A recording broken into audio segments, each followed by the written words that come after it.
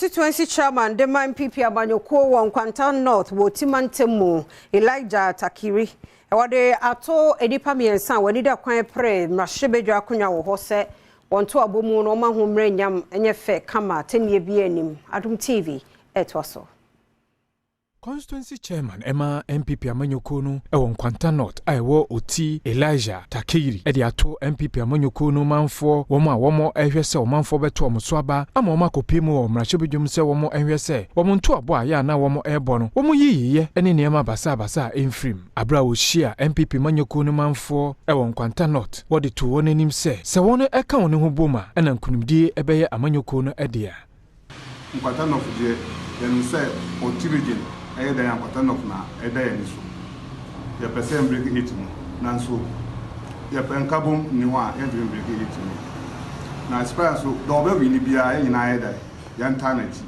enipa miensa womo hwese omanfo beto omso aba ama omakomrahyebedu enso ne Adom News nsentwofo etwetwe nkomo no womo editu dwase NDC Amanyoko no akonya womo enyaye ewo mpatemu ho no womo ameye bibia enti ne ho behia se omanfo yi ebeto omso aba no mo ede mpuntudwuma aba mpatemu my 2020 am entime anya seat ntina entina my team ndc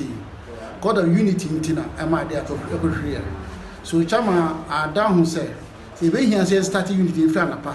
so da be do anyumre no na atina si ya mai entina what my friend mention sabe ya say after the primaries no I with my cabo time after 3 aspirants am abo play lawyer bodo nini so person nyina ebe cabo so at the end of the day we be about winning as a candidate ebe tanachi Deputy Constituency Women's Organizer Emma NPP Amanyoko no enso edito Emma enim se womo enhwese womo be campaign ahodo ede ama NPP Amanyoko no se ne womo betime di nkunim ewo 2024 abato no mesha mbani nyina kina se omo mayento abapa sanse ye mbate no dodo na abe emboa wohwe a na na kforo aba ma emba nyina